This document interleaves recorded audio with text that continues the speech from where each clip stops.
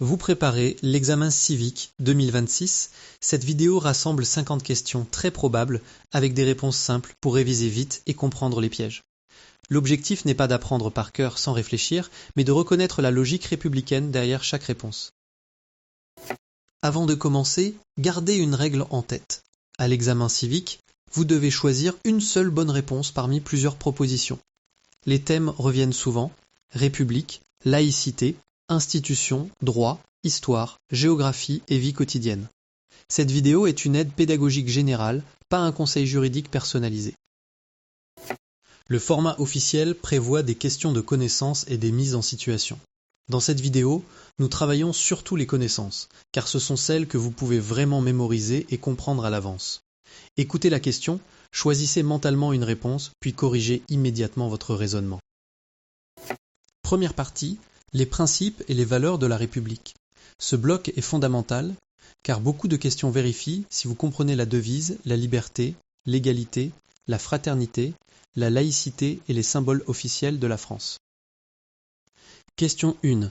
À quoi correspond la date du 14 juillet? Réponse A. La fête nationale française. Réponse B. La fête du travail.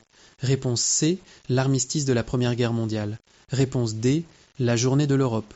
Prenez quelques secondes pour choisir la seule bonne réponse.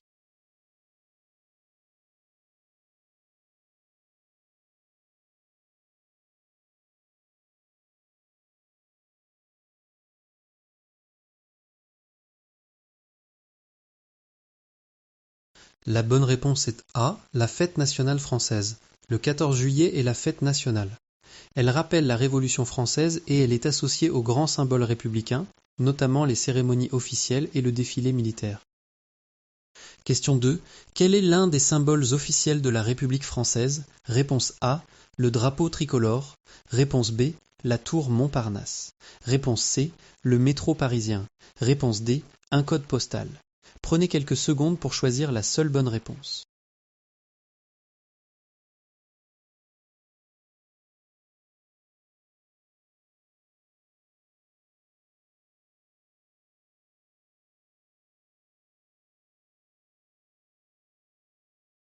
La bonne réponse est A. Le drapeau tricolore. Le drapeau bleu, blanc, rouge fait partie des symboles de la République. Il est présent sur les bâtiments publics et lors des cérémonies officielles. Question 3. Quelle est la devise de la République française? Réponse A. Liberté, égalité, fraternité. Réponse B. Travail, famille, patrie. Réponse C. Ordre, force, silence. Réponse D. Paix, commerce, industrie. Prenez quelques secondes pour choisir la seule bonne réponse.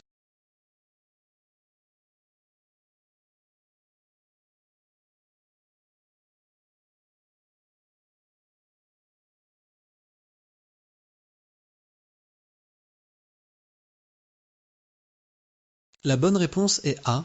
Liberté, égalité, fraternité. La devise officielle est liberté, égalité, fraternité.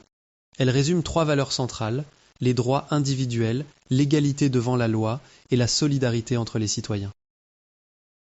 Question 4. Que signifie le principe d'égalité? Réponse A. Les mêmes droits et la même dignité devant la loi. Réponse B. Les mêmes revenus pour tous. Réponse C. Les mêmes opinions obligatoires. Réponse D. Les mêmes métiers imposés à tous. Prenez quelques secondes pour choisir la seule bonne réponse.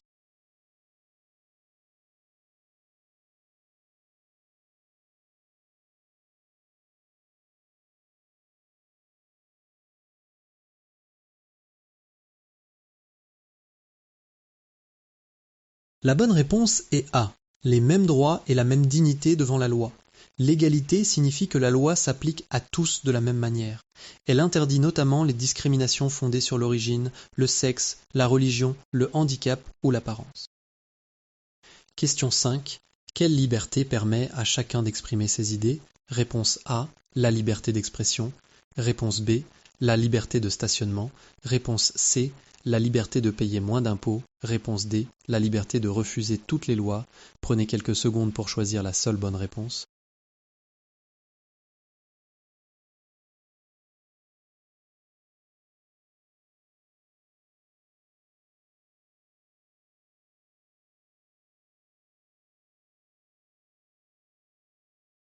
La bonne réponse est A, la liberté d'expression.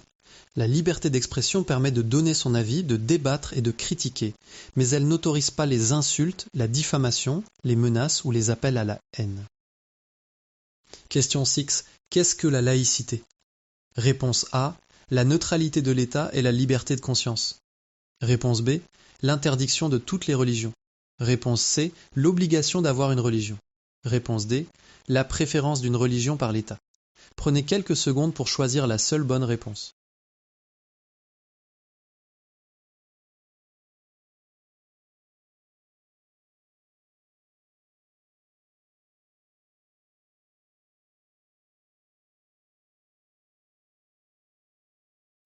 La bonne réponse est A. La neutralité de l'État et la liberté de conscience. La laïcité protège à la fois ceux qui croient, ceux qui changent de religion et ceux qui ne croient pas. L'État ne favorise aucune religion et garantit la liberté de conscience. Question 7. En quelle année la loi de séparation des Églises et de l'État a-t-elle été votée? Réponse A. 1905. Réponse B. 1789. Réponse C. 1958. Réponse D. 2024. Prenez quelques secondes pour choisir la seule bonne réponse.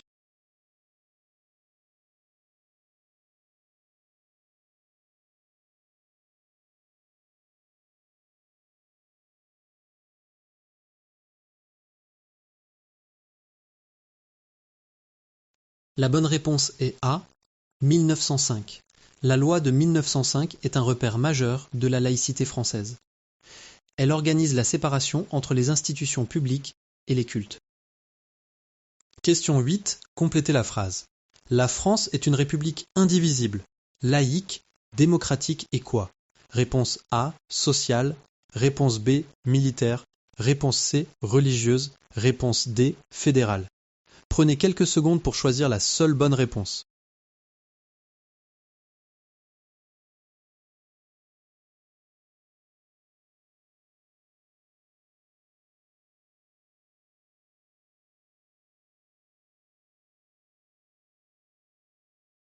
La bonne réponse est A.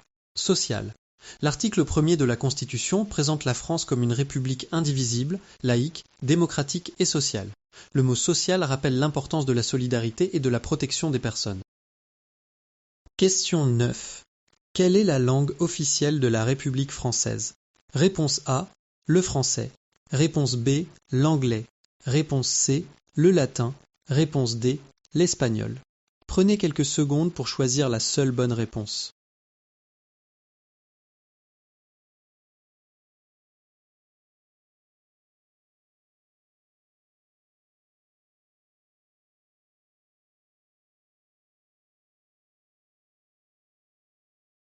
La bonne réponse est A. Le français. La langue officielle de la République est le français. Elle sert de langue commune pour l'administration, l'école, la justice et la vie publique. Question 10. Qu'est-ce que la Marseillaise? Réponse A. L'hymne national français. Réponse B. Une ville uniquement. Réponse C. Un ancien impôt. Réponse D. Un parti politique. Prenez quelques secondes pour choisir la seule bonne réponse.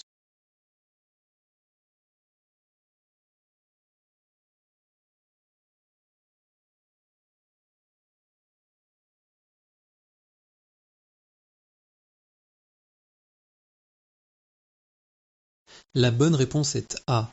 L'hymne national français. La Marseillaise est l'hymne national.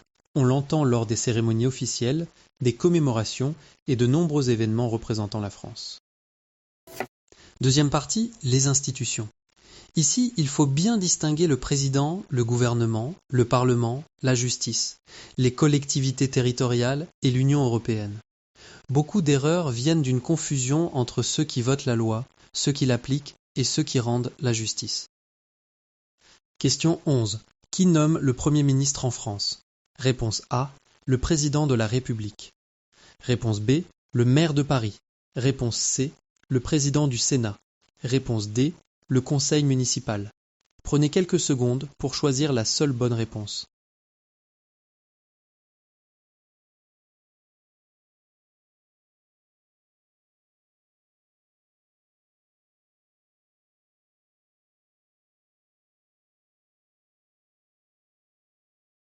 La bonne réponse est A.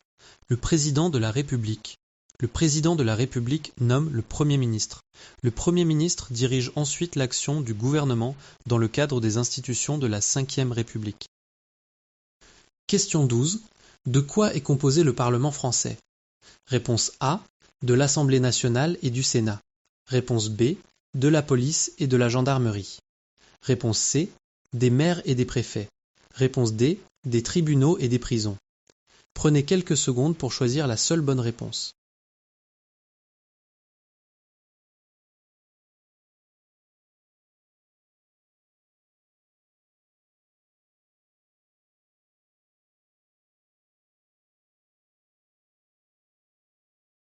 La bonne réponse est A. De l'Assemblée nationale et du Sénat. Le Parlement est composé de deux assemblées, l'Assemblée nationale et le Sénat. Son rôle central est de voter la loi et de contrôler l'action du gouvernement. Question 13. Qu'est-ce que le pouvoir exécutif? Réponse A. Le pouvoir de conduire la politique et d'appliquer les lois. Réponse B. Le pouvoir de juger les infractions. Réponse C. Le pouvoir de voter seul toutes les lois. Réponse D. Le pouvoir de remplacer les citoyens. Prenez quelques secondes pour choisir la seule bonne réponse.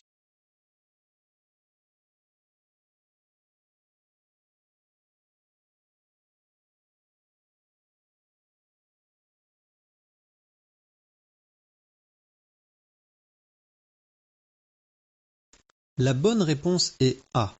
Le pouvoir de conduire la politique et d'appliquer les lois.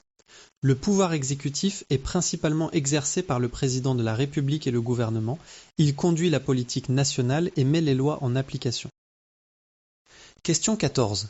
Qui possède le pouvoir législatif en France? Réponse A. Le Parlement. Réponse B. Le juge pénal. Réponse C. Le médecin traitant. Réponse D. La police municipale. Prenez quelques secondes pour choisir la seule bonne réponse.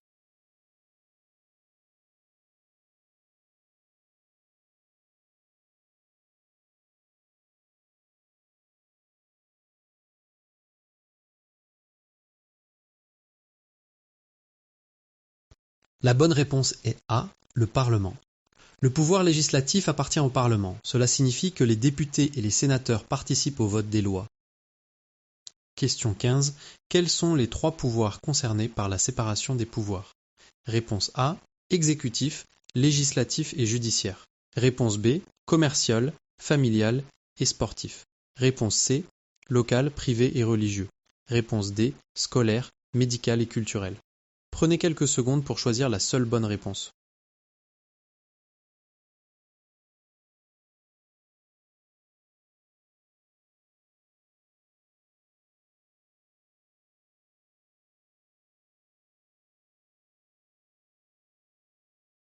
La bonne réponse est A. Exécutif, législatif et judiciaire. La séparation des pouvoirs évite qu'une seule autorité concentre tout le pouvoir. Elle distingue le pouvoir exécutif, le pouvoir législatif et l'autorité judiciaire.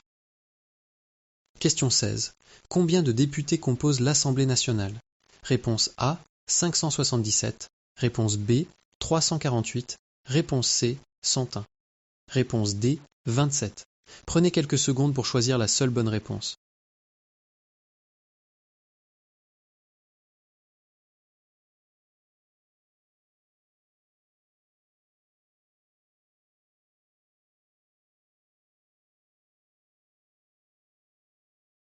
La bonne réponse est A. 577. L'Assemblée nationale compte 577 députés. Les députés représentent la nation et sont élus lors des élections législatives. Question 17. Pour combien de temps le président de la République est-il élu? Réponse A. 5 ans. Réponse B. 6 ans. Réponse C. 7 ans. Réponse D. 10 ans. Prenez quelques secondes pour choisir la seule bonne réponse.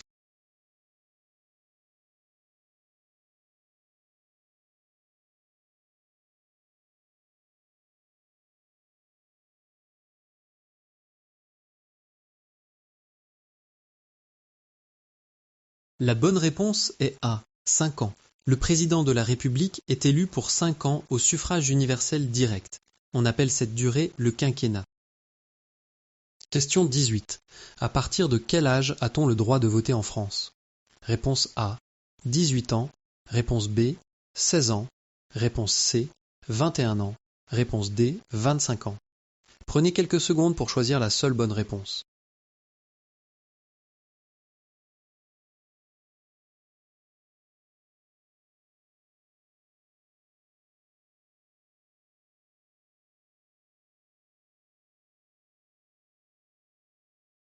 La bonne réponse est A, 18 ans. En France, le droit de vote est ouvert à partir de 18 ans, sous réserve de remplir les conditions prévues par la loi, notamment l'inscription sur les listes électorales. Question 19. Qui représente l'État dans un département? Réponse A, le préfet. Réponse B, le boulanger. Réponse C, le député européen. Réponse D, le directeur d'école. Prenez quelques secondes pour choisir la seule bonne réponse.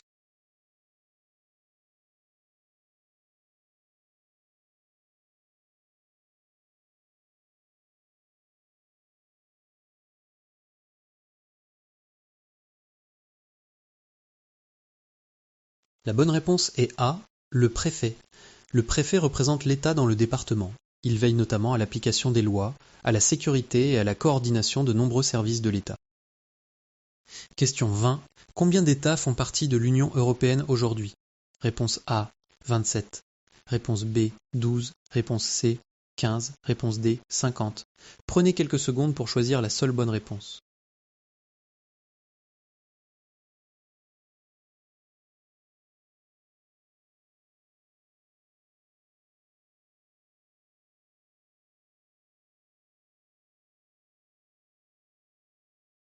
La bonne réponse est A, 27. L'Union européenne compte 27 États membres. La France en fait partie et utilise l'euro comme monnaie. Troisième partie, les droits et les devoirs. Pour réussir ce thème, il faut retenir une idée simple. Les libertés sont protégées, mais elles ont des limites quand il faut protéger les autres personnes, l'ordre public, la dignité humaine ou la sécurité. Question 21. De quelle année date la Déclaration des droits de l'homme et du citoyen? Réponse A, 1789. Réponse B, 1905. Réponse C, 1958. Réponse D, 2026. Prenez quelques secondes pour choisir la seule bonne réponse.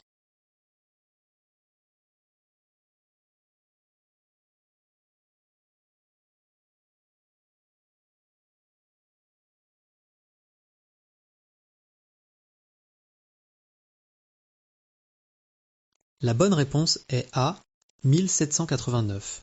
La Déclaration des droits de l'homme et du citoyen date de 1789. C'est un texte fondateur de la Révolution française et des libertés publiques. Question 22. Quel droit permet à une personne de se défendre devant la justice? Réponse A, les droits de la défense.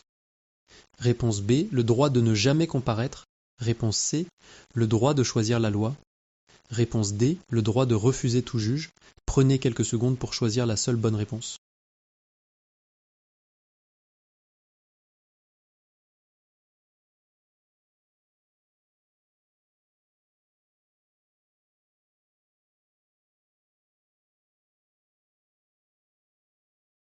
La bonne réponse est A, les droits de la défense.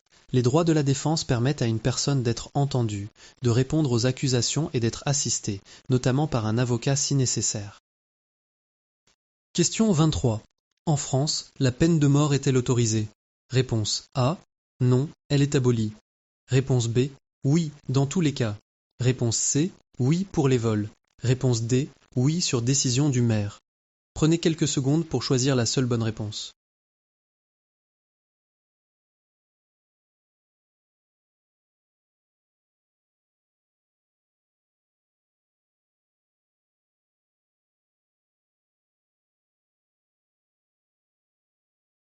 La bonne réponse est A. Non, elle est abolie.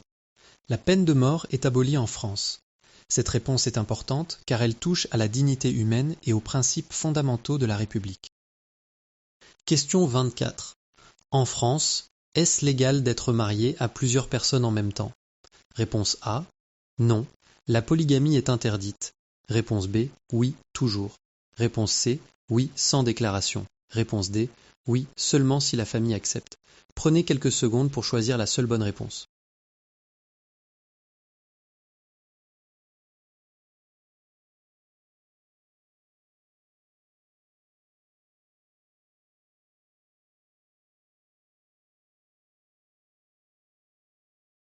La bonne réponse est A. Non, la polygamie est interdite. En France, le mariage repose sur un cadre légal qui interdit d'être marié à plusieurs personnes en même temps. Le respect de la loi familiale fait partie des devoirs civiques. Question 25. A-t-on le droit d'insulter publiquement quelqu'un parce qu'il est différent? Réponse A. Non, c'est contraire au respect des personnes. Réponse B. Oui, si c'est une blague. Réponse C. Oui, si c'est sur Internet. Réponse D. Oui, si la personne ne répond pas. Prenez quelques secondes pour choisir la seule bonne réponse.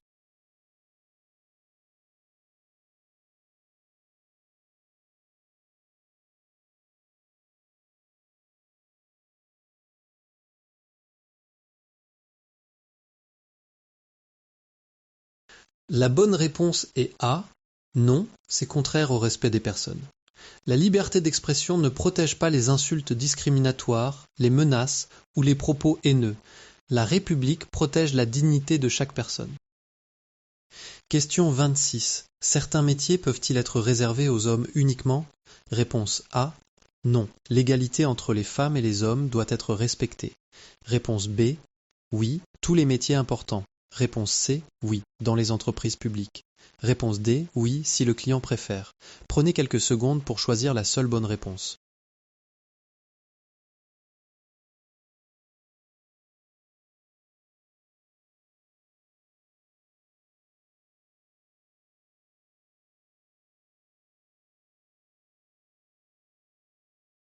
La bonne réponse est A. Non. L'égalité entre les femmes et les hommes doit être respectée. Le principe d'égalité interdit de réserver un métier aux hommes simplement parce qu'ils sont hommes. Les femmes et les hommes doivent avoir les mêmes droits professionnels. Question 27. Pourquoi les libertés individuelles peuvent-elles être limitées? Réponse A. Pour protéger les droits des autres et l'ordre public. Réponse B. Pour empêcher toutes les opinions. Réponse C. Pour favoriser une seule religion. Réponse D. Pour supprimer les élections. Prenez quelques secondes pour choisir la seule bonne réponse.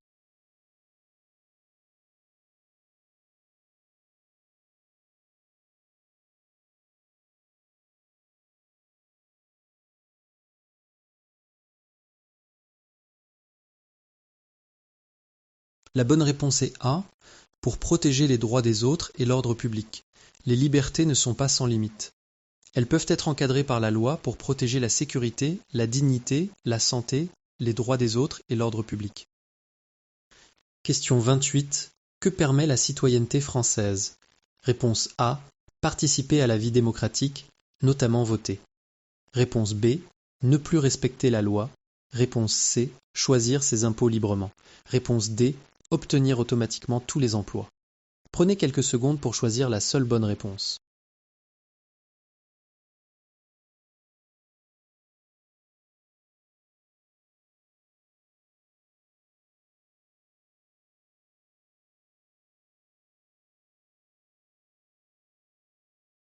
La bonne réponse est A. Participer à la vie démocratique, notamment voter. La citoyenneté française donne des droits politiques, comme le droit de vote, mais elle implique aussi des devoirs, comme respecter la loi et participer à la vie commune. Question 29. Qu'est-ce qu'une infraction? Réponse A. Un comportement interdit par la loi. Réponse B. Une simple opinion personnelle. Réponse C. Une demande administrative. Réponse D. Une tradition familiale. Prenez quelques secondes pour choisir la seule bonne réponse.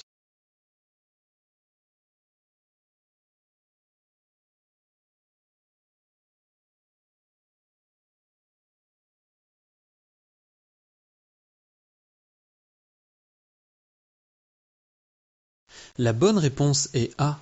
Un comportement interdit par la loi. Une infraction est un acte interdit et sanctionné par la loi. Selon sa gravité, il peut s'agir d'une contravention, d'un délit ou d'un crime. Question 30. Que doit faire une victime de violence? Réponse A. Demander de l'aide et contacter la police, la gendarmerie ou les secours. Réponse B. Garder le silence obligatoirement. Réponse C. Quitter le pays immédiatement. Réponse D. Attendre que la situation disparaisse seule.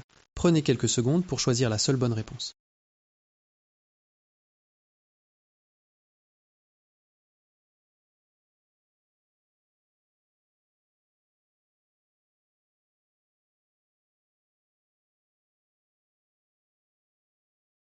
La bonne réponse est A. Demander de l'aide et contacter la police, la gendarmerie ou les secours. Une victime de violence doit chercher de l'aide. Elle peut contacter les secours, la police, la gendarmerie, un professionnel de santé ou une association spécialisée. Quatrième partie, histoire, géographie et culture. Ici, les questions portent souvent sur quelques repères très connus. La Révolution française, les deux guerres mondiales, la Ve République, Paris, l'Europe et des personnages qui structurent la mémoire collective. Question 31. En quelle année a débuté la Révolution française? Réponse A, 1789. Réponse B, 1848. Réponse C, 1914. Réponse D, 1958. Prenez quelques secondes pour choisir la seule bonne réponse.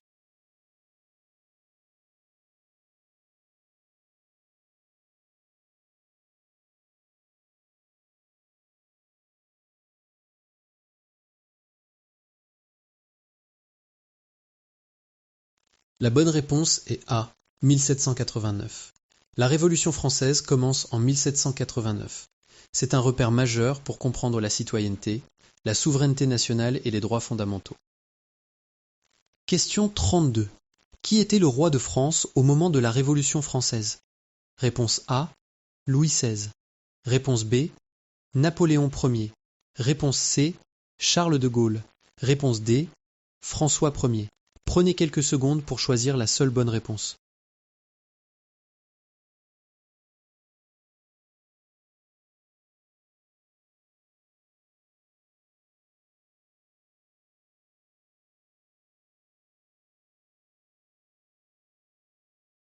La bonne réponse est A, Louis XVI.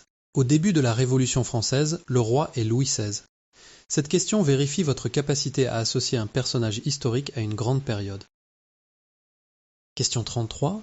Qui était Napoléon Ier? Réponse A, un empereur français. Réponse B, un président de la Ve République. Réponse C, un peintre impressionniste. Réponse D, un chanteur français. Prenez quelques secondes pour choisir la seule bonne réponse.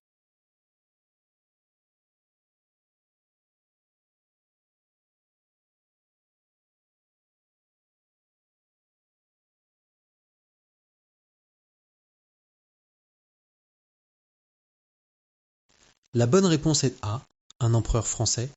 Napoléon Ier est un empereur français.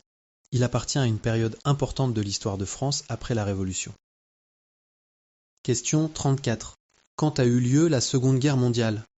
Réponse A, de 1939 à 1945. Réponse B, de 1914 à 1918. Réponse C, de 1789 à 1799. Réponse D, de 2001 à 2005. Prenez quelques secondes pour choisir la seule bonne réponse.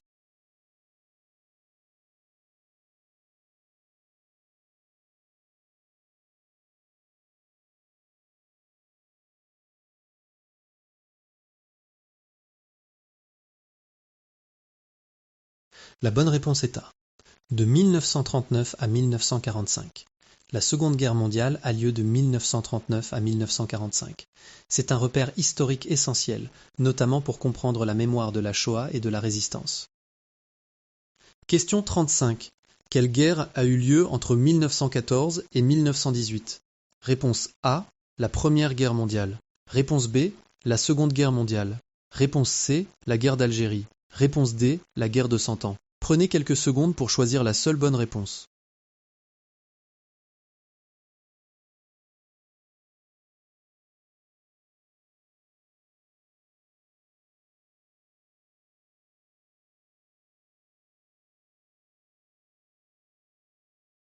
La bonne réponse est A, la Première Guerre mondiale.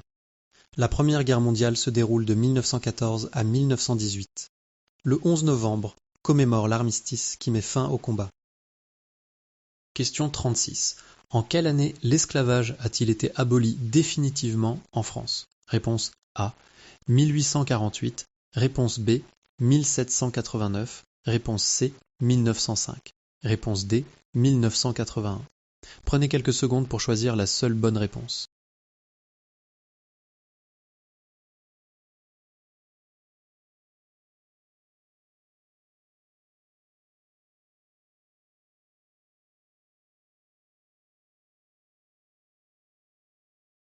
La bonne réponse est A. 1848. L'esclavage est aboli définitivement en France en 1848. Cette date est liée à l'histoire des droits humains et de l'égalité. Question 37. Qui a fondé la Ve République? Réponse A. Charles de Gaulle. Réponse B. Jules Ferry. Réponse C. Victor Hugo. Réponse D. Molière. Prenez quelques secondes pour choisir la seule bonne réponse.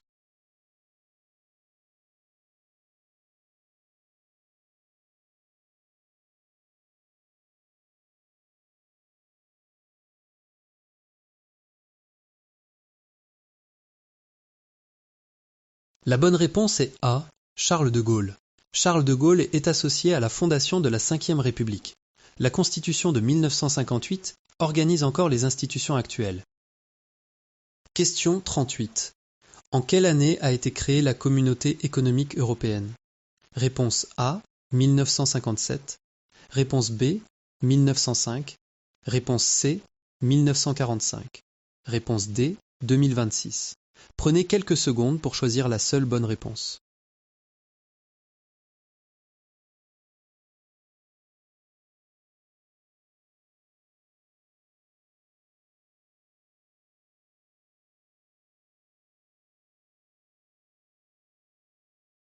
La bonne réponse est A. 1957. La Communauté économique européenne est créée par les traités de Rome en 1957. C'est un repère important dans la construction européenne. Question 39. Quelle est la capitale de la France? Réponse A. Paris. Réponse B. Lyon. Réponse C. Marseille. Réponse D. Toulouse. Prenez quelques secondes pour choisir la seule bonne réponse.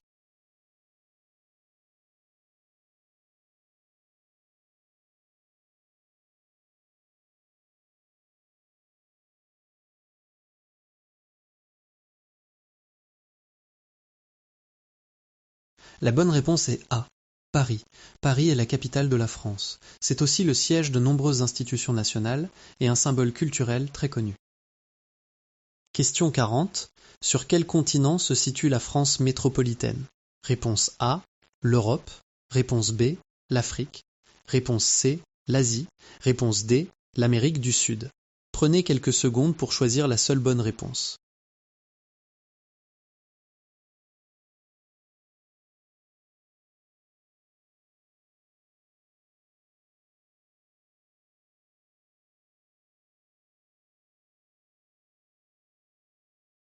La bonne réponse est A. L'Europe. La France métropolitaine se situe en Europe. Il ne faut pas oublier que la France comprend aussi des territoires ultramarins dans plusieurs régions du monde. Cinquième partie. Vivre dans la société française. Ces questions sont très concrètes. Numéro d'urgence, travail, santé, école, emploi et vie familiale. Elles vérifient que vous connaissez les réflexes utiles pour vivre légalement et sereinement en France. Question 41. Quel numéro d'urgence permet d'appeler le service d'aide médicale urgente? Réponse A, 15. Réponse B, 18. Réponse C, 17. Réponse D, 115. Prenez quelques secondes pour choisir la seule bonne réponse.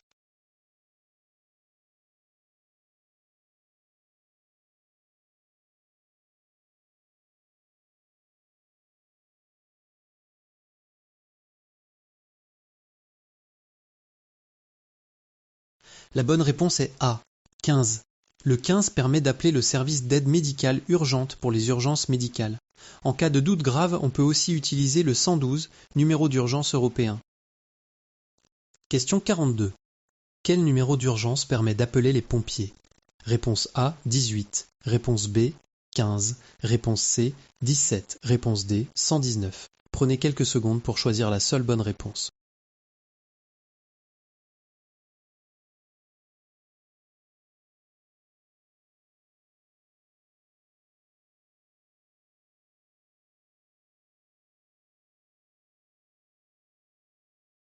La bonne réponse est A, 18. Le 18 permet d'appeler les pompiers, notamment en cas d'incendie, d'accident ou de personnes en danger. Le 112 fonctionne aussi pour les urgences en Europe. Question 43. Qu'est-ce que le salaire minimum interprofessionnel de croissance? Réponse A. Le salaire minimum légal. Réponse B. Une assurance privée obligatoire. Réponse C. un diplôme de fin de lycée. Réponse D, un impôt payé par les enfants. Prenez quelques secondes pour choisir la seule bonne réponse.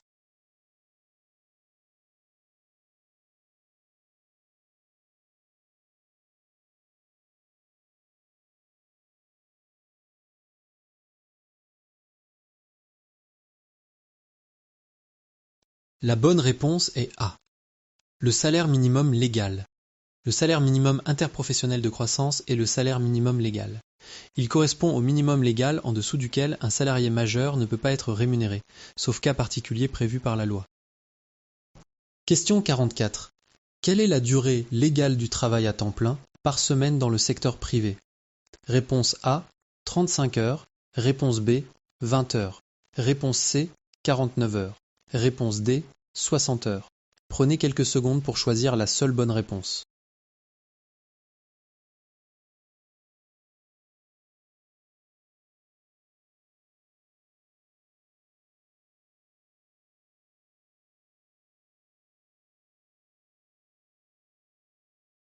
La bonne réponse est A, 35 heures. La durée légale du travail à temps plein est de 35 heures par semaine. Des règles particulières peuvent exister selon les contrats, les conventions collectives et les heures supplémentaires. Question 45. Qui est aidé par France Travail? Réponse A. Les personnes qui cherchent un emploi. Réponse B. Uniquement les retraités. Réponse C. Uniquement les touristes. Réponse D. Uniquement les élèves de maternelle. Prenez quelques secondes pour choisir la seule bonne réponse.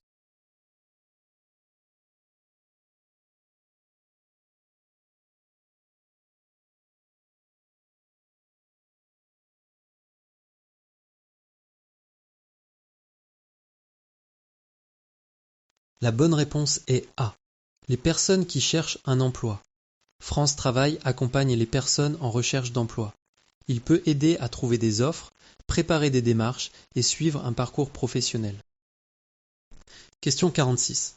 En cas de problème de santé non urgent, à qui faut-il s'adresser en premier? Réponse A. Au médecin traitant ou à un médecin généraliste. Réponse B. Au maire de la commune. Réponse C. Au juge pénal. Réponse D. Au bureau de vote. Prenez quelques secondes pour choisir la seule bonne réponse.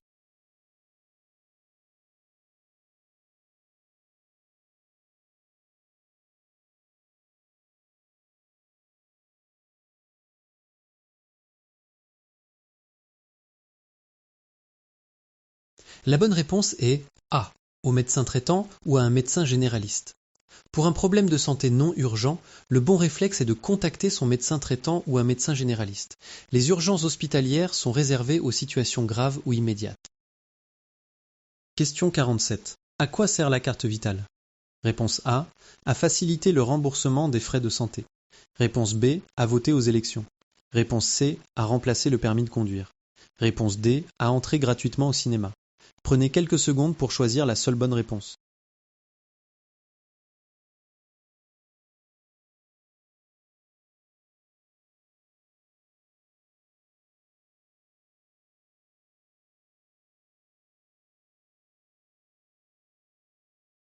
La bonne réponse est A. À faciliter le remboursement des frais de santé, la carte vitale sert à transmettre les informations nécessaires au remboursement des soins par l'assurance maladie. Elle ne remplace pas une pièce d'identité. Question 48. Jusqu'à quel âge l'instruction est-elle obligatoire en France? Réponse A. Jusqu'à 16 ans. Réponse B. Jusqu'à 10 ans. Réponse C. Jusqu'à 12 ans. Réponse D. Jusqu'à 25 ans. Prenez quelques secondes pour choisir la seule bonne réponse.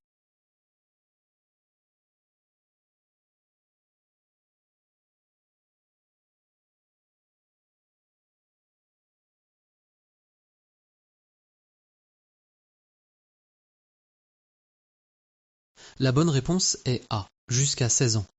L'instruction est obligatoire pour les enfants à partir de 3 ans et jusqu'à 16 ans révolus. Cette obligation concerne les enfants français et étrangers vivant en France. Question 49. Après l'école élémentaire, dans quel établissement les élèves vont-ils généralement? Réponse A. Au collège. Réponse B. À l'université. Réponse C. À la mairie. Réponse D. Au tribunal. Prenez quelques secondes pour choisir la seule bonne réponse.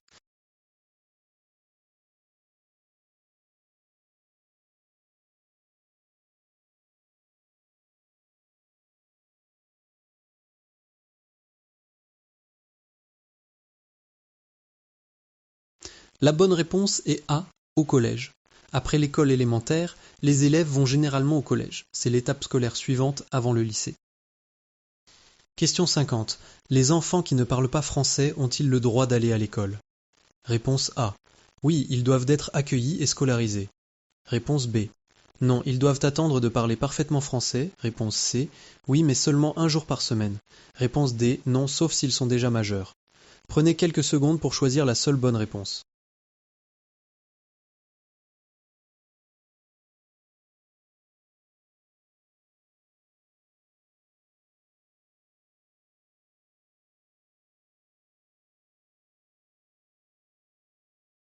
La bonne réponse est A. Oui, ils doivent être accueillis et scolarisés. En France, l'école accueille les enfants, y compris ceux qui ne parlent pas encore français. L'objectif est de les scolariser et de les aider progressivement à apprendre la langue. Bravo, vous avez terminé les 50 questions. Pour progresser, ne retenez pas seulement les lettres des réponses, retenez les idées. La République protège les libertés, garantit l'égalité, respecte la laïcité, organise les pouvoirs et demande à chacun de respecter la loi. Revoir ces questions plusieurs fois vous aidera à répondre plus vite et avec plus de confiance. Si une question vous a semblé difficile, notez le thème: valeurs, institutions, droit, histoire ou vie quotidienne. Puis revoyez seulement ce bloc. Cette méthode est plus efficace que de tout recommencer au hasard et elle vous prépare mieux au vrai questionnaire.